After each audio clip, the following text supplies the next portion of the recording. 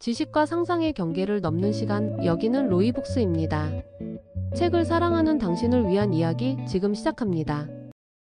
안녕하세요. 혹시 우리도 난임일까 하고 혼자 속으로만 이렇게 생각해 보신 적 있으신가요?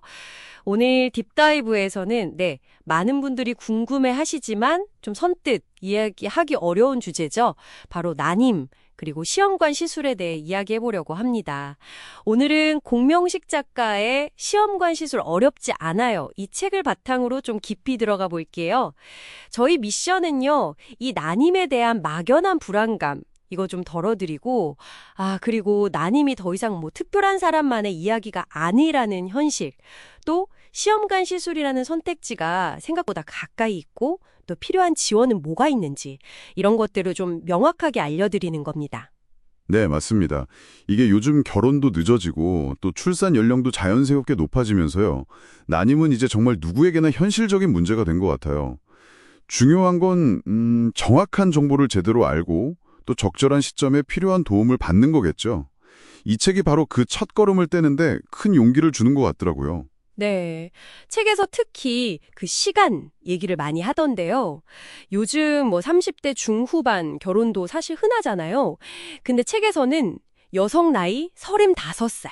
딱 이 나이를 가입력의 분기점이라고 콕 집어서 얘기를 해요. 이때부터 난소 기능 저하 속도가 빨라진다는 거죠. 그러면서 난임 가능성은 높아지고 임신 성공률은 좀 떨어지고요. 그리고 또 중요한 게 남성도 예외는 아니라는 점, 이것도 강조하더라고요. 그렇죠. 네, 나이가 들면서 정자의 활동성이나 질, 이런 것도 영향을 받는다고 명시되어 있어요. 네, 생물학적 시계는 사회 변화랑은 관계없이 계속 흘러가니까요. 그래서 의학적으로도 만 35세 이상 부부가 피임 없이 한 6개월 이상 임신이 잘 안 되면 난임 검사를 권하는 이유가 바로 그거죠. 조금만 더 기다려보자, 좀 더 노력해보자 하는 그 시간이 어쩌면 임신 가능성을 더 낮출 수도 있다는 점, 이걸 책에서도 아주 현실적으로 지적하고 있습니다. 맞아요. 제가 읽으면서 정말 좀 놀랐던 부분 중 하나는 겉으로 보기에는 정말 건강한데 그래도 난임일 수 있다는 거였어요. 책에 따르면 난임 원인의 한 40%에서 50% 정도? 이 정도가 남성에게 있다는데 정작 본인은 자각 증상이 거의 없다고 하더라고요. 그래서 설마 내가 이렇게 생각하기 쉽다는 거죠.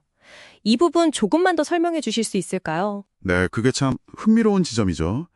남성 요인은 사실 정자수가 부족하거나 운동성이 좀 떨어지거나 아니면 기형 정자가 좀 많거나 다양합니다. 근데 대부분은 신체적인 증상이 전혀 없어요. 여성의 경우도 배란 장애라든지 난관 문제, 자궁 이상 이런 원인이 복합적일 수도 있고요. 그래서 이 책에서 계속 강조하는 건 난임은 정말 누구의 잘못도 아니다라는 거예요. 오히려 스트레스나 환경 호르몬 같은 환경적 요인, 또 생활 습관 영향도 무시 못한다고 하고요. 그래서 병원 가는 걸 실패했다 이렇게 생각하기보다는 가능성을 확인하고 높이는 과정이다. 이렇게 좀 인식을 바꾸는 게 필요하다고 봅니다. 네, 그 병원 문턱 넘는 거, 그걸 어려워하는 분들을 위해서 책에서는 지금 가는 게 가장 빠른 타이밍이다 이렇게 용기를 주더라고요. 첫 방문 검사도 생각보다 그리 복잡하지 않다고 하던데요. 맞습니다. 일단 여성분들은 혈액 검사로 호르몬 수치 보고 또 초음파로 자궁이랑 난소 상태 확인하고요. 남성분들은 정액 검사. 이걸로 이제 정자 상태를 파악하는 게 기본입니다. 네. 이 검사 결과에 따라서 인공수정이나 아니면 시험관하기 시술, IVF라고 하죠. 이걸 고려하게 되는 거고요. 시험관 시술은 아시다시피 난자랑 정자를 몸 밖에서 수정시켜서 배아를 만들잖아요. 그걸 자궁에 이식하는 방법인데 현재로서는 가장 적극적인 난임 치료법이라고 할 수 있죠. 과정을 쭉 보면 배란 유도하고 난자 채취하고 또 수정시키고 배양하고 배아 이식하고 착상 확인까지. 와, 듣기만 해도 좀 복잡해 보이긴 하는데요. 그래도 병원에서 단계별로 잘 안내해 준다고 하니까 조금은 안심이 되네요. 근데 성공률은 나이에 따라 차이가 꽤 크다고 들었어요. 35세 이하는 한 40% 가까이 되는데 39세, 40세 이렇게 되면 20% 정도로 뚝 떨어진다고요. 네, 그렇죠. 아무래도 나이가 성공률에 미치는 영향이 큽니다. 하지만 여러 번 시도하는 경우도 많고요. 그리고 또 중요한 건 정부 지원이 정말 대폭 확대됐다는 점이에요. 2017년부터 건강보험이 적용돼서요. 만 45세 미만 여성을 대상으로 신선배아, 그러니까 채취하고 바로 이식하는 배아는 최대 7번, 그리고 동결배아, 얼렸다가 나중에 이식하는 거는 최대 5번까지 지원받을 수 있게 됐어요. 그래서 비용 부담이 정말 많이 줄었죠. 지자체별로 또 추가 지원도 있으니까요. 이거는 정말 나중에 후회하지 않도록 꼭 한번 확인해 보시는 게 좋습니다. 아, 그 경제적 부담 완화 소식은 정말 반갑네요. 그게 사실 제일 걱정되는 부분이기도 하니까요. 그리고 책에서 또 하나 굉장히 중요하게 다루는 게 바로 부부의 역할, 특히 남편의 지지였어요.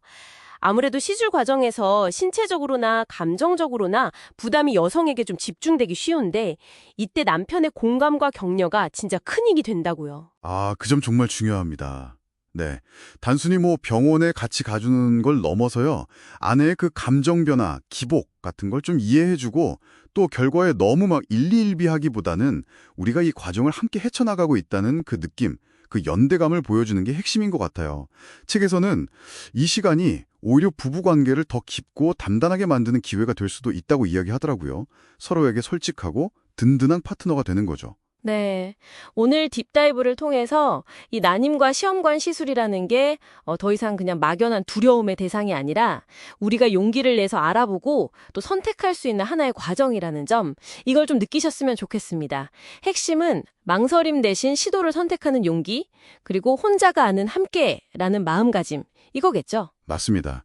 이 책은 정말 그 병원 문을 딱 열고 들어서는 그 순간의 용기를 아주 따뜻하게 응원하고 있어요. 오늘 이 이야기를 들으신 당신께 마지막으로 질문 하나 던지고 싶습니다. 당장 병원에 가지 않더라도 혹은 이미 그 과정을 겪고 계시더라도요. 그저 기다림이나 어떤 막막함에서 벗어나서 함께 나아가는 행동을 위한 아주 작은 첫걸음. 그게 뭐가 될 수 있을까요? 어쩌면 파트너와 그냥 솔직하게 대화를 한번 시작해보는 것일 수도 있고요. 아니면 오늘 들은 정보 외에 다른 지원책은 없나? 조금 더 찾아보는 것일 수도 있겠습니다. 당신의 용기 있는 선택을 응원하면서 오늘 딥다이브는 여기서 마치겠습니다.